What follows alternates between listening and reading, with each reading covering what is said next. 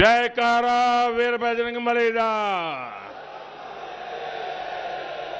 जय भीम, जय भीम। हर हर महादेव। आप सभी को राम राम।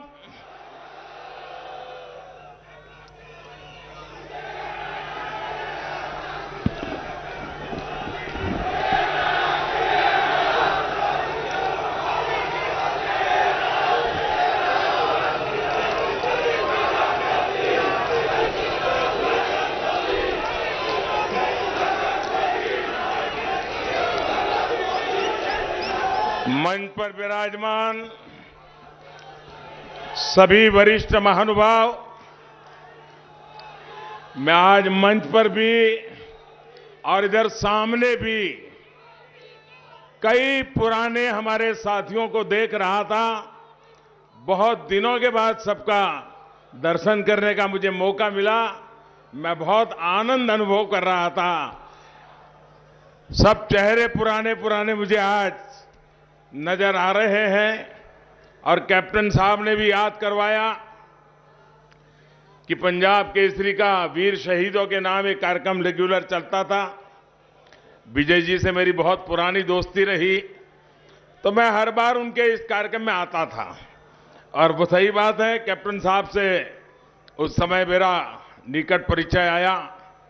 एक बार वाजपेयी जी के साथ भी मेरा आना हुआ, लेकिन पंजाब की धरती के साथ मेरा बहुत जुड़ाव रहा है, आप जानते हैं। साथियों, गुरुओं, पीरों, फकीरों, महान क्रांतिकारियों और जनरलों की धरती पर आना अपने आप में बहुत बड़ा सुख है। मैं सभी गुरुओं को प्रणाम करते हुए जालंधर की धरती से शक्तिपीठ देवी तालाब की देवी माता त्रिपुर मालिनी को श्रद्धापूर्वक नमन करता हूं। आज मेरी इच्छा थी कि इस कार्यक्रम के बाद देवी जी के चरणों में जाकर के नमन करूं, देवी जी का आशीर्वाद लूं, लेकिन यहां के प्रशासन ने, यहां की पुलिस ने हाथ ऊपर कर दिया। उन्होंने कहा हम व्यवस्था नहीं कर पाएंगे, आप हेलीकॉप्टर से ही चले जाइए। अब ये हाल है सरकार का यहां।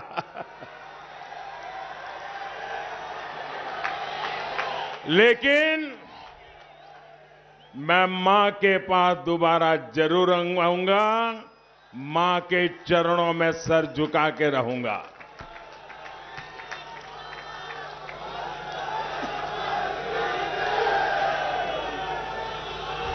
मैं बाबा बंदा सिंह बहादुर, महाराजा रणजीत सिंह, लाला लाजपत राय,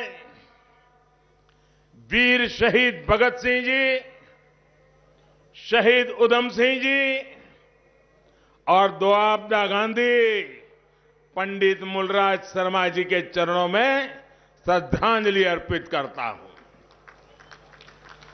आज जम्मू कश्मीर के पुलवामा में हुए आतंकी हमले की हमारे वीर शहीदों की तीसरी बरसी है। मैं पंजाब की धरती से भारत मां के वीर शहीदों के चरणों में श्रद्धापूर्वक सर झुकाता हूं। अभी 16 फरवरी को संत रविदास जी की भी जयंती है और मेरा सौभाग्य है कि जिस काशी से मैं लोकसभा का सदस्य चुना गया हूं, उस काशी में रविदास जी की स्मृति में एक बहुत बड़ा निर्माण कार्य आगे बढ़ रहा है। कुछ ही वर्षों में रविदास जी का वो भव्य स्थान, जैसे इन दिनों आप विश्वनाथ धाम को देख रहे हैं, वैसा ही भव्य संत रविदास जी का स्थान बनाने का संकल्प लेकर के मेरे लिए सौभाग्य है, मुझे ये सेवा करने का भी सौभाग्य मिला है। मैं आज संत रविदास जी के चरणों में भी श्रद्धापूर्वक नमन करता हूं। भाइयों और बहनों, अभी कैप्टन साहब भी बता रहे थे, ढींडसा साहब भी बता रहे थे, यहां करीब सब लोग ऐसे हैं जिनके साथ मुझे काम करने का मौका मिला है, मुझे बहुत कुछ सीखने का मौका मिला है। पंजाब से मेरा बहुत भावात्मक जुड़ाव रहा है। पंजाब ने मुझे तब रोटी खिलाई है जब मैं बीजेपी के साधारण कार्यकर्ता के तौर पर यहां गांव-गांव में भटकता था, काम करता था। उस समय पंजाब ने मुझे संभाला हुआ है। पंजाब ने मुझे इतना कुछ दिया है कि मैं इसका कर्ज उतारने के लिए जितनी सेवा करता हूं, मुझे उतनी ही और मेहनत करने का मन करता है। अब मेरी ये सेवा नवा पंजाब के संकल्प के साथ जुड़ गई है। बीते वर्षों में आप सभी ने देश के लिए मेरी मेहनत देखी है। हम देश के लिए जो संकल्प लेते हैं, वो संकल्प को हम प्रकल्प बनाते हैं और प्रकल्प को परिपूर्ण करने के लिए जीवन खपा देते हैं। पंजाब में एनडीए गठबंधन की सरकार बनेगी और ये पक्का है, अब पंजाब में एनडीए सरकार बनने जा रही है। पंजाब में विकास का नया अध्याय शुरू होगा और इसका विश्वास पंजाब के एक व्यक्ति को, खास करके मेरे नौजवानों को मैं ये विश्वास देने के लिए आया हूं कि आपके उज्जवल भविष्य के लिए हमारे प्रयास में कोई कमी नहीं रहने देंगे। साथियों, आज पूरा देश मिलकर नए भारत के संकल्प के साथ आगे बढ़ रहा है। नया भारत तब बनेगा जब इस दशक में नवा पंजाब बनेगा। नवा पंजाब जिसमें विरासत भी होगी, विकास भी होगा। नवा पंजाब जो कर्ज से मुक्त होगा, अवसरों से युक्त होगा। नवा पंजाब जहां हर दलित भाई बहन को मान मिलेगा, सम्मान मिलेगा, हर स्तर पर उचित भागीदारी मिलेगी। नवा पंजाब जहां भ्रष्टाचार और माफियाओं के लिए जगह नहीं होगी, कानून का ही राज होगा। इसलिए पंजाब का नया नारा है, नवा पंजाब भाजपा दे नाल। नवा पंजाब, नवा पंजाब, नवा पंजाब नई टीम दे नाल। नवा पंजाब नई टीम दे नाल। ये नई टीम विकास के डबल इंजन की है। जब एक इंजन सेंटर का हो और दूसरा इंजन सूबे का लगेगा, जब दोनों इंजन पूरे 5 साल चलेंगे तो पंजाब भी डबल ताकत से आगे बढ़ेगा। मुझे खुशी है कि क्या पंजाब में बदलाव के लिए अभूतपूर्व उत्साह दिख रहा है। पंजाब न अब बंटवारावादियों का साथ देगा, न अवसरवादियों को मौका देगा। पंजाब अब भाजपा के नेतृत्व वाले गठबंधन को मौका देगा। साथियों, पंजाब की धरती वो धरती है जिसने देश को दिशा दी है, देश को हौसला दिया है। जब हमारे समाज में अंधियारा आया तो गुरु नानक देव जी जैसे गुरु आए। गुरु अर्जुन देव और गुरु गोविंद सिंह जी जैसे गुरुओं ने देश और धर्म की हिफाजत की। जब देश भूख और भूखमरी की चपेट में आया तो पंजाब ने हरित क्रांति से देश का पेट भरा।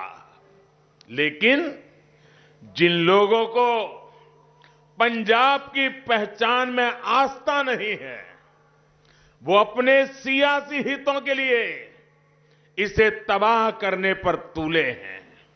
भाइयों और बहनों, हमारा पंजाब सीमावर्ती राज्य है।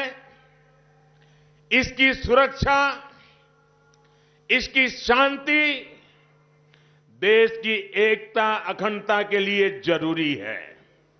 इसलिए पंजाब को एक ऐसी सरकार की जरूरत है जो देश की सुरक्षा के लिए गंभीरतापूर्वक कदम उठाए और राज्य को सुरक्षा दे। कांग्रेस का इतिहास गवाह है कि वो कभी पंजाब के लिए काम नहीं कर सकती, और जो काम करना भी चाहता है वो उसको आगे हजार रोड़े खड़े कर देती है। और अब ये भी कांग्रेस के नेताओं के बयान से पता चलता है कि उन्होंने कैप्टन साहब को क्यों हटाया। उन्होंने खुद कहा है कि पंजाब सरकार को हम नहीं चलाते थे। कैप्टन साहब की सरकार को दिल्ली के नेता कह रहे हम नहीं चलाते थे, भारत सरकार चला रही थी। इसका मतलब यह हुआ कि कांग्रेस की सारी सरकारें रिमोट कंट्रोल से चलती है, दिल्ली से एक परिवार चलाता है, संविधान के आधार पर वो राज्य सरकारें नहीं चलती है।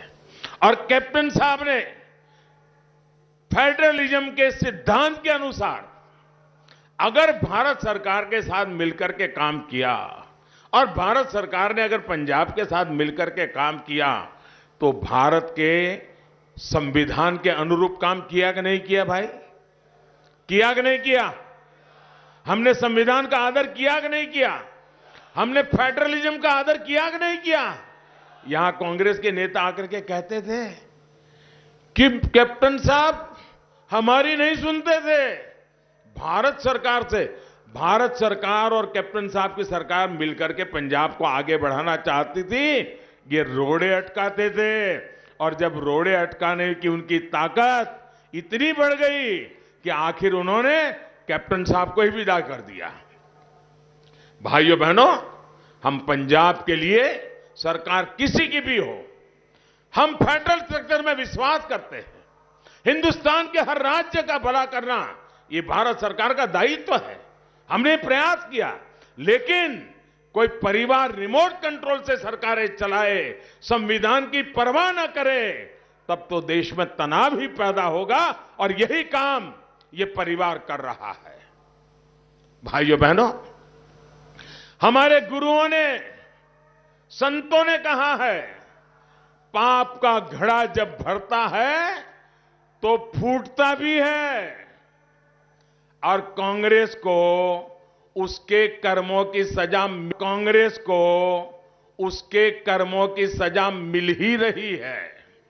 आप देखिए आज कांग्रेस पार्टी की क्या गति है।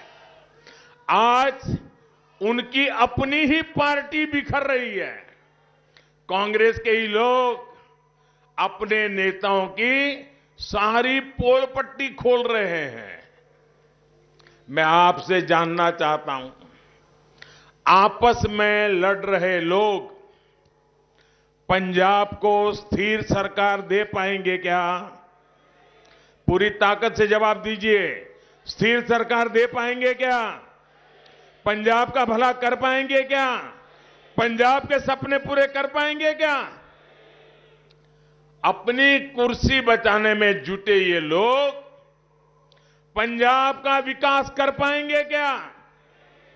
साथियों, आजादी के बाद इतने दशकों में पंजाब के पास कम ही विकल्प रहे।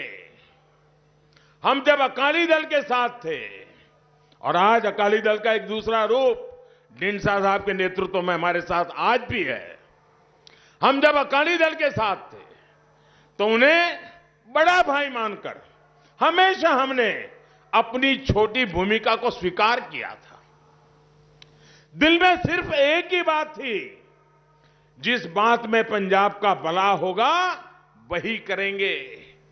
एक समय ऐसा था, अकाली दल के पास पूर्ण बहुमत नहीं था। भाजपा के लोगों के समर्थन के बिना अकाली की सरकार नहीं चल सकती थी। और उस स्थिति में कुदरती न्याय तो ये कहता था कि डिप्टी सीएम बीजेपी का बनना चाहिए था। मेरा साथी मनोरंजन कालिया डिप्टी सीएम बनने के हकदार थे, लेकिन उस समय भी हमारे साथ अन्याय हुआ। बादल साहब ने अपने बेटे को ही डिप्टी सीएम बना दिया। उसके बावजूद भी पंजाब की भलाई के लिए हमारे पास ज्यादा एमएलए थे, सरकार घर जा सकती थी। हमने वो पाप नहीं किया, क्योंकि हमारे दिल में सिर्फ और सिर्फ पंजाब का उज्जवल भविष्य है। पंजाब का भला हो, पंजाबियों का भला हो, पंजाबियत अमर रहे, इसके लिए हमने अपने राजनीतिक हकों को भी दरकिनार करके पंजाब की चिंता की है। भाइयों बहनों, लेकिन पहली बार बीजेपी सबसे बड़े और भरोसेमंद विकल्प के रूप में, एक सही विकल्प के रूप में आज पंजाब के सामने आई है। पंजाब एक बार बीजेपी को मौका देगा तो बीजेपी पंजाब का कल्याण करके देगी, ये मैं आपको विश्वास देता हूं। और मुझे खुशी है कि अब हमारे साथ कैप्टन अमरिंदर सिंह जी जैसा, ढींडसा साहब जैसा एक प्रभावी अनुभवी नेतृत्व भी हमारे साथ जुड़ गया है। पंजाब को हम मिलकर के आगे बढ़ाएंगे। साथियों, जालंधर पंजाब का इतना बड़ा औद्योगिक सेंटर है। देश में करीब 70% स्पोर्ट्स के सामान जालंधर में बनते हैं। यहां के उद्योगों के लिए, एमएसएमई के लिए कितनी संभावनाएं हैं। हम जब वोकल फॉर लोकल कहते हैं तो जालंधर के हर उत्पादों को एक ताकत देते हैं। लेकिन कभी कांग्रेस के मुंह से वोकल फॉर लोकल सुना क्या आपने? सुना क्या?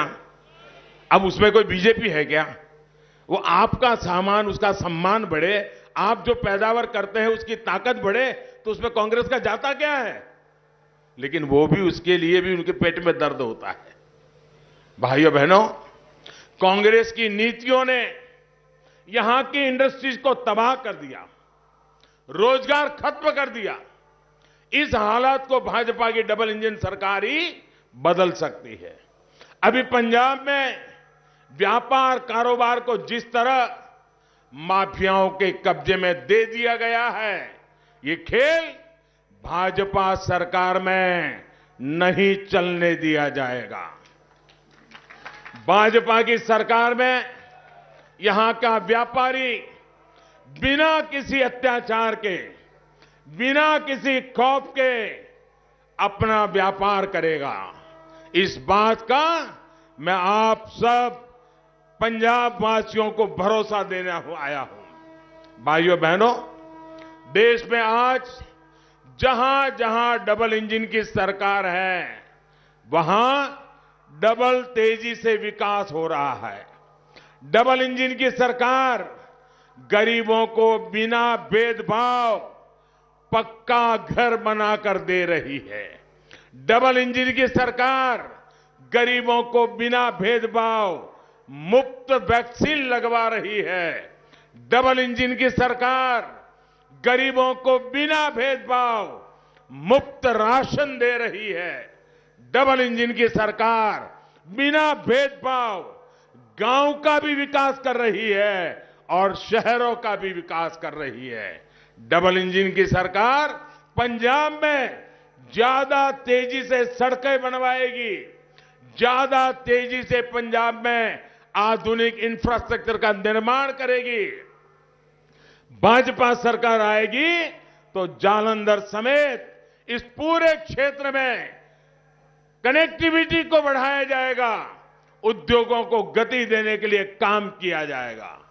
भाइयों बहनों, डबल इंजन की सरकार विशेषकर छोटे किसानों की छोटी छोटी जरूरतों पर ध्यान दे रही है। आज पंजाब के 23 लाख से ज्यादा किसानों के खाते में 23 लाख से ज्यादा किसान, अकेले मैं पंजाब की बात कर रहा हूं, 23 लाख से ज्यादा किसानों के खातों में किसान सम्मान निधि का पैसा सीधा उनके बैंक में जमा हो रहा है। किसानों से एमएसपी पर फसल खरीदी भी भाजपा सरकार ने 2 गुनी से ज्यादा बढ़ाई है। हमने ये भी सुनिश्चित किया कि खरीद का पैसा सीधे किसानों के बैंक खातों में जाए।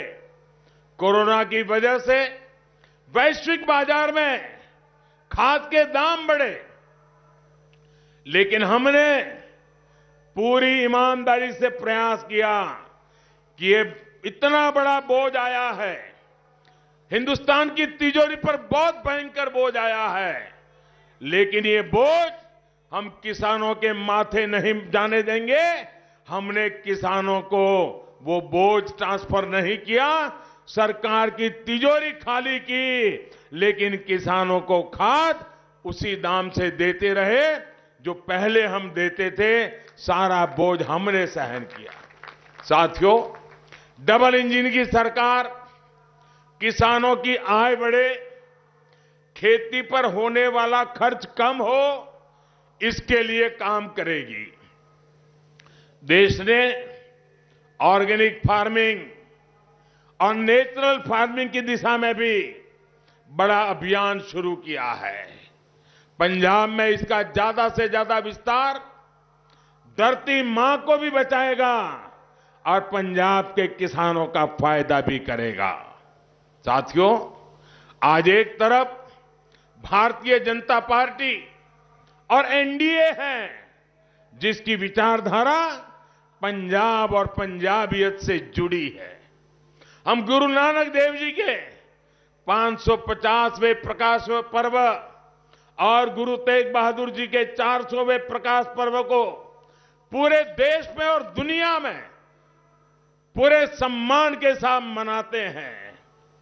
हमने बाबा साहब आंबेडकर की 125वीं जयंती पूरे विश्व में मनाई थी। हम गुरु गोविंद सिंह जी के वीर साहिबजादों की स्मृति में 26 दिसंबर को वीर बाल दिवस की घोषणा करते हैं। हम बंटवारे की विभीषिका की याद में पंजाब पर वो गांव कितने गहरे हैं, वो पंजाब के लोग जितना जानते हैं, वो दिल्ली में बयानबाजी करने वालों को पता नहीं है। ये विभाजन की विभीषिका कितना घा पंजाब के सीने पर लगा है, उसको भी भुला दिया गया था। हमने तय किया उस विभीषिका की याद में 14 अगस्त को विभाजन विभीषिका स्मृति दिवस की हमने घोषणा की, लेकिन ये लोग पंजाब की विरासत को नजरअंदाज कर रहे हैं। ये लोग पंजाब की धरती पर लूट, खसोट, भ्रष्टाचार और माफियावाद की फसल उगा रहे हैं। साथियों, हम देश की सीमाओं को मजबूत करते हैं, सेनाओं को अधिकार देते हैं, लेकिन उनके नेता सेना के लोगों को गुंडा कहते हैं, हमारे सैनिकों की शहादत पर सवाल उठाते हैं। ऐसे लोगों की नीयत कटघरे में है, उनकी मंशा पर सवाल है। साथियों, पूरा पंजाब गवाह है कि हमने 1984 के सिख दंगों की जांच के लिए एसआईटी बनाई, उसके पीड़ितों की मदद की, लेकिन दंगे के आरोपियों को पार्टी में बड़े पद देकर कांग्रेस ने हमेशा आपके जख्मों पर नमक छिड़कने का काम किया है। कांग्रेस का कंट्रोल जिस परिवार के पास है, वो पंजाब से अपनी पुरानी दुश्मनी निकालता है। जब तक कांग्रेस उस परिवार के कब्जे में है, कभी भी पंजाब का भला कांग्रेस नहीं कर सकती है। साथियों, भाजपा सरकार अपने कामकाज के भरोसे चुनाव लड़ती है। जिनके पास कामकाज का हिसाब नहीं है, कुछ ऐसे लोग भी पंजाब में झूठ का खेल खेलने आ गए हैं। पंजाब में आकर ये पंजाब को नशा मुक्त करने की बात करते हैं, और ये लोग खुद गली मोहल्ले में शराब के ठेके खुलवाने के एक्सपर्ट हैं। पंजाब को इनसे भी सतर्क रहना होगा। ये पंजाब को नशा माफियाओं के हवाले करना चाहते हैं।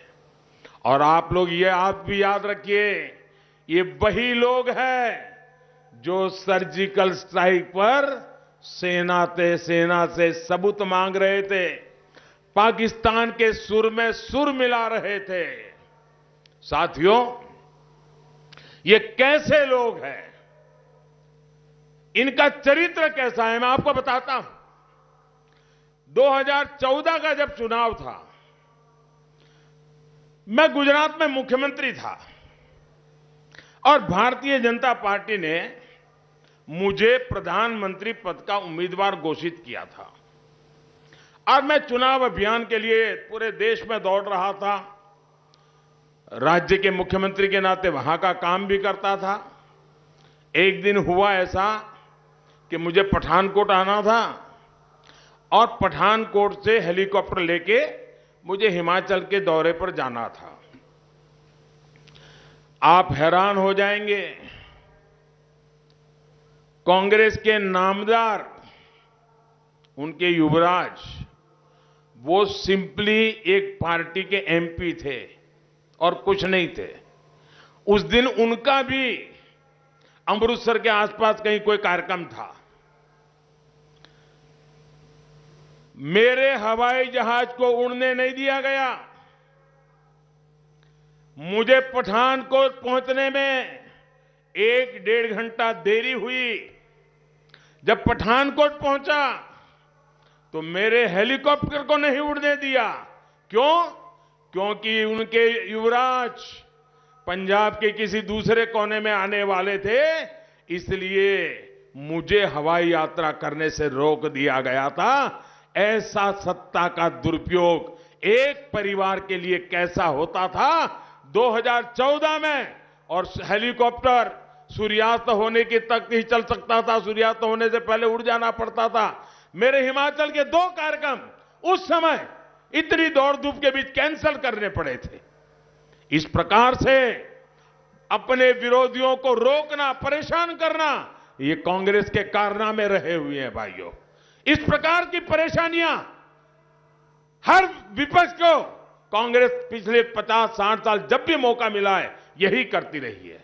साथियों, पंजाब की धरती से गुरु नानक देव जी ने हमें सिखाया था, मानस की जात सब एक ही पहचान दो, एक ही पहचान वो।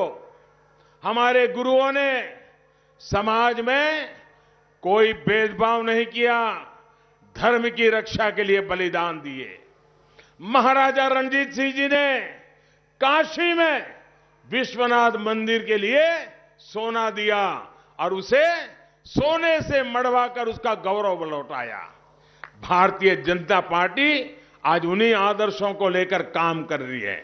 आज काशी में भव्य विश्वनाथ धाम एक बार फिर देश के प्राचीन गौरव का प्रतीक बनकर हमारे सामने है। भव्य अयोध्या की जिस भावना को हमारे आदि कवि महर्षि वाल्मीकि जी ने हमारे सामने रखा था, वो आज साकार हो रहा है। पंजाब में भी हमने करतारपुर कॉरिडोर का भव्य निर्माण करवाया है।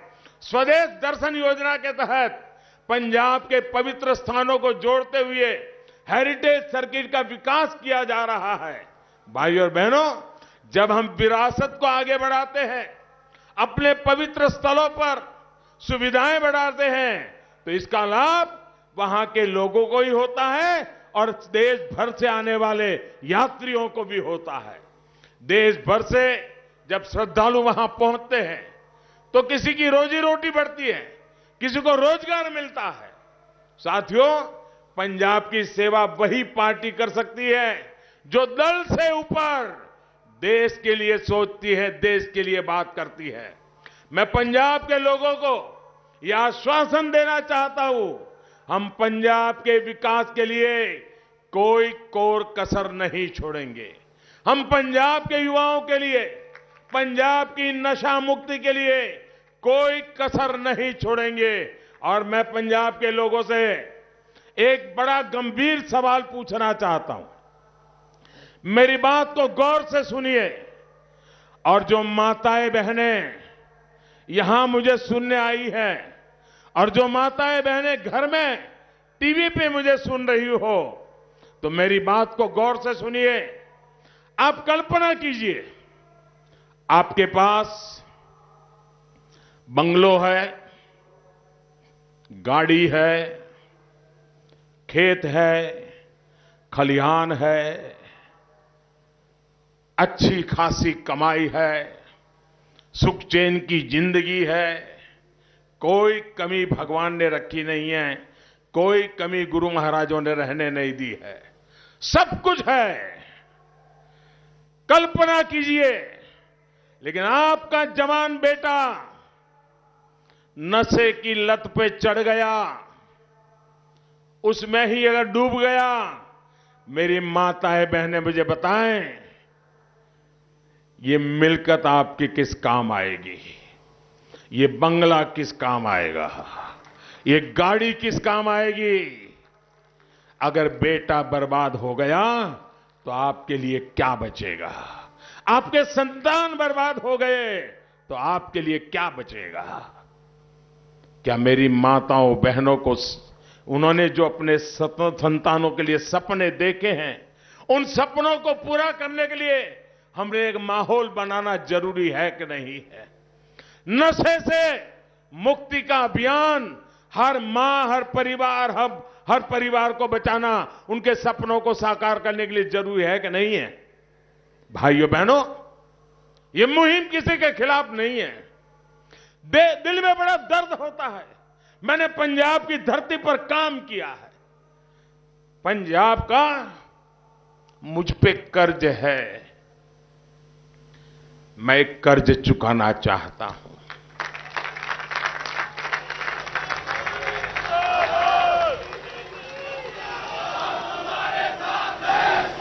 मैं इस युवा पीढ़ी को बचाना चाहता हूं। दोस्तों, मेरी माताओं बहनों, मैं आपके दुख को समझता हूं। मैं आपको संतानों को एक सुरक्षा का वातावरण देना चाहता हूं। आप मुझे आशीर्वाद दीजिए, पंजाब के उज्जवल भविष्य के लिए आशीर्वाद दीजिए, हमारी नई पीढ़ी के लिए आशीर्वाद दीजिए। ये सत्ता का खेल नहीं है, न ही सत्ता की भूख है। आपने मुझे प्रधानमंत्री बना दिया है। अरे लोग 6-6 महीने प्रधानमंत्री रह करके भी जिंदगी में बहुत संतोष अनुभव करते हैं। मुझे तो आपने 2-2 बार बनाया है।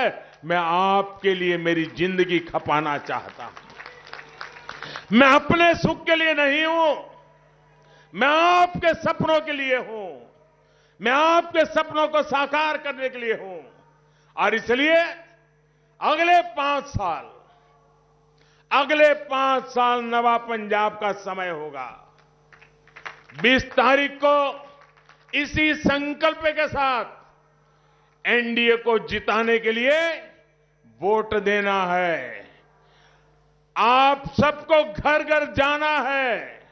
जाएंगे, घर घर जाएंगे, लोगों को समझाएंगे, इन संकल्पों की बात बताएंगे, नवा पंजाब बनाएंगे, भारी मतदान करवाएंगे। मैं आपका बहुत बहुत आभारी हूं। दोनों मुट्ठी बंद करके मेरे साथ बोलिए, भारत माता की, भारत माता की, भारत माता की। बहुत बहुत धन्यवाद।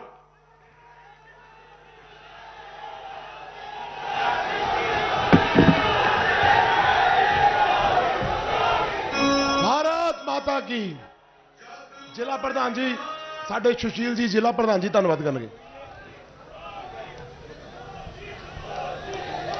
मैं देश के ओजस्वी तेजस्वी प्रधानमंत्री श्रीमान नरेंद्र मोदी जी का इस जलंधर की धरती ते आने ते धन्यवाद करदा हां। इन